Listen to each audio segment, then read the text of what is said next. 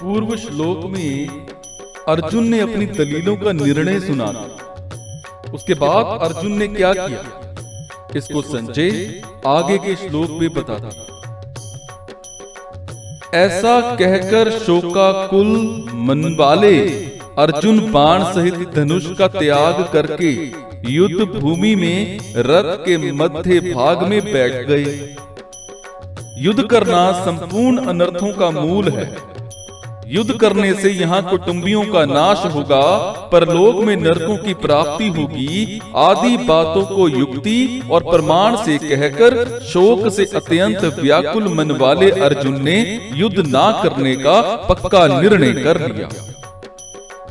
जिस रणभूमि में वे हाथ में धनुष लेकर उत्साह के साथ आए थे, उसी रणभूमि में उन्होंने अपने बाएं हाथ से गांडीव धनुष को और दाएं हाथ से बाण को नीचे रख दिया और स्वयं रथ के मध्य भाग में अर्थात दोनों सेनाओं को देखने के लिए जहां पर खड़े थे वहीं पर शोक मुद्रा में बैठ गए। अर्जुन की ऐसी शोकाकुल अवस्था होने में मुख्य कारण है भगवान का भीष्म और द्रोण के सामने रथ खड़ा करके अर्जुन से कुरुवंशियों को देखने के लिए कहना और उनको देखकर अर्जुन के भीतर छिपे हुए मोह का जागृत होना। मोह के जागृत होने पर अर्जुन कहते हैं कि युद्ध में हमारे कुटुंबी मारे जाएंगे। कुटुंबियों का मरना ही बड़े नुकसान की बात है। दुर्योधन आदि तो लोभ के कारण इस नुकसान की तरफ नहीं देख रहे हैं, परंतु युद्ध से कितनी अनर्थ परंपरा चल पड़ेगी इस तरफ ध्यान देकर हम लोगों को ऐसे पाप से निवृत्त हो ही जाना चाहिए। हम लोग राज्य और सुख के लोभ से कुल का संहार करने के लिए रणभूमि में खड़े हो गए हैं। ये हमने बड़ी भारी गलती की। अतः युद्ध न करते हुए शस्त्र रहित मेरे को यदि सामने खड़े हुए योद्धा लोग मार भी दें तो उससे मेरा हित ही होगा।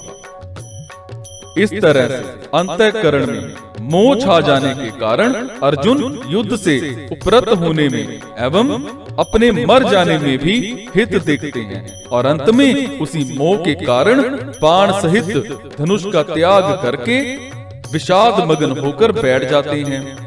ये मोह की महिमा है कि जो अर्जुन धनुष उठाकर युद्ध के लिए तैयार हो रहे थे, वही अर्जुन धनुष को नीचे रखकर शोक से अत्यंत व्याकुल हो रहे हैं।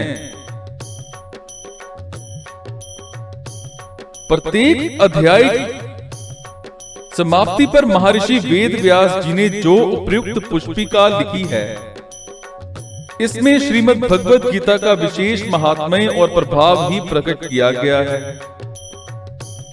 ओम तत्सत। ये तीनों सच्चिदानंदन घन परमात्मा के पवित्र नाम हैं। ये मात्र जीवों का कल्याण करने वाले हैं। इनका उच्चारण परमात्मा के सम्मुख करता है और शास्त्र विहित कर्तव्य कर्मों के अंग व गुण को मिटाता है। अतः गीता के अध्याय का पाठ करने में श्लोक, पद और अक्षरों के उच्चारण में जो जो भूलें हुई हैं उनका परिमार्जन करने के लिए और संसार से संबंध विच्छेद पूर्वक भगवत संबंध की याद आने के लिए प्रत्येक अध्याय के अंत में ओम तत्सत का उच्चारण किया गया है। महर्षि वेद व्यास जी के द्वारा अध्याय के अंत में ओम के उच्चारण का तात्पर्य है कि मेरी रचना का अंग व गुण्य मिट जाए। तत् के उच्चारण का तात्पर्य है कि मेरी रचना भगवत प्रीत्यर्थ हो जाए और सत्य के उच्चारण का तात्पर्य है कि मेरी रचना सत्य अर्थात अविनाशी फल देने वाली हो जाए। बस मेरा यही प्रयोजन यही प्रयोजन है। इसके सिवाय मेरा व्यक्तिगत और कोई प्रयोजन नहीं है। जो श्रीमद् अर्थात सर्वस्वभासंपन्न है और जिनमें संपूर्ण ऐश्वर्य, धर्म, यश, श्री, ज्ञान और वैराग्य ये 6 भक्त नित्य विद्यमान रहते हैं, उन भगवान के मुख से निकली हुई होने के कारण इसको श्रीमद् भगवत कहा गया है। जब मनुष्य मस्ती में आनंद में होता है तब उसके मुख से स्वतः गीत निकलता है। भगवान ने इसको मस्ती में आकर के गाया है, इसीलिए इसका नाम गीता है। यद्यपि संस्कृत व्याकरण के नियमानुसार इसका नाम गीतम होना चाहिए था, तथापि उपनिषद स्वरूप होने से स्त्रीलिंग शब्द गीता का प्रयोग किया गया है।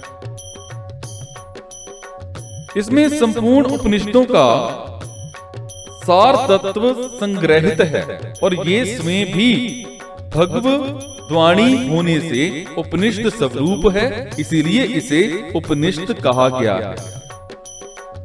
वर्ण आश्रम संप्रदाय आदि का आग्रह न रखकर प्राणी मात्र का कल्याण करने वाली सर्वश्रेष्ठ विद्या होने के कारण इसका नाम ब्रह्म विद्या है। इस ब्रह्म विद्या स्वरूप गीता में कर्मयोग, ज्ञान योग, ध्यान योग, भक्ति योग आदि योग साधनों की शिक्षा दी गई है, जिससे साधक को परमात्मा के साथ अपने नित्य संबंध का अनुभव हो जाए। इसलिए इसे योग शास्त्र कहा गया है। ये साक्षात पुरुषोत्तम भगवान श्री कृष्ण और भक्त प्रवर अर्जुन का संवाद है। अर्जुन ने निसंकोच भाव से बातें पूछी हैं और भगवान ने उदारता पूर्वक उनका उत्तर दिया है। इन दोनों के ही भाव इसमें हैं। अतः इन दोनों के नाम से इस गीता शास्त्र की विशेष महिमा होने के कारण इसे श्री कृष्ण अर्जुन संवाद नाम से कहा गया। इस पहले अध्याय में अर्जुन के विषाद का वर्णन है। ये विषाद भी भगवान अथवा संतों का संग मिल जाने पर संसार से वैराग्य उत्पन्न करके कल्याण करने वाला हो जाता है। यद्यपि दुर्योधन आदि को भी विषाद हुआ है, तथापि उनमें भगवान से विमुक्ता होने के कारण उनका विषाद योग नहीं हुआ। केवल अर्जुन का विषाद ही भगवान की सम्मुखता होने के कारण योग अर्थात भगवान के नित्य संबंध का अनुभव कराने वाला हो गया। इसीलिए इस अध्याय का नाम अर्जुन विषाद योग रखा गया है। प्रत्येक अध्याय के अंत में पुष्प का देने का तात्पर्य है कि अगर साधक एक अध्याय का भी ठीक तरह से मनन विचार करे तो उस एक ही अध्याय से उसका कल्याण हो जाएगा।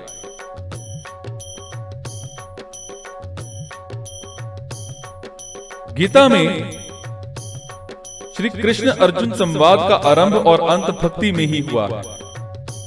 आरंभ में अर्जुन किंकितार में विमुड़ होकर भगवान के शरण होते हैं और अंत में भगवान के द्वारा पदों से पूर्ण शरणागति की प्रेरणा करने पर अर्जुन पूर्णतः शरणागत हो जाते हैं। अर्जुन अपने श्रेय का उपाय पूछा था अर्जुन ने, इसलिए भगवान ने गीता में ज्ञान योग और कर्म योग का भी वर्णन किया। पहले अध्याय के पद, अक्षर और उवाच। इस अध्याय में अथ प्रथमो अध्याय के 3 धृतराष्ट्र उवाच, संजय उवाच आदि पदों के 12 श्लोकों के 558 और पुष्पिका के 13 पद। इस प्रकार संपूर्ण पदों का योग 546 है। इस अध्याय में अथ प्रमोध्याय के 7 धृतराष्ट्र उवाच, संजय उवाच आदि पदों के 37 श्लोकों के 1504 और पुष्पिका के 48 अक्षर हैं। इस प्रकार संपूर्ण अक्षरों का योग 1596 है। इस अध्याय के सभी श्लोक 32 अक्षरों के हैं। इस अध्याय में 6 उवाच हैं, 1 धृतराष्ट्र उवाच, 3 संजय उवाच और 2 अर्जुन उवाच। पहले अध्याय में प्रत्युक्त छंद इस अध्याय के 47 श्लोकों में से 5वें और 33वें श्लोक के प्रथम चरण में और 43वें श्लोक के तृतीय चरण में रगण प्रयुक्त होने से र विपुला और 25वें श्लोक के प्रथम चरण में तथा 9वें श्लोक के तृतीय चरण में नगण प्रयुक्त होने से न विपुला संज्ञा वाले छंद हैं। शेष 42 श्लोक ठीक पथ्यावक्त्र अनुष्टुप छंद के लक्षणों से युक्त।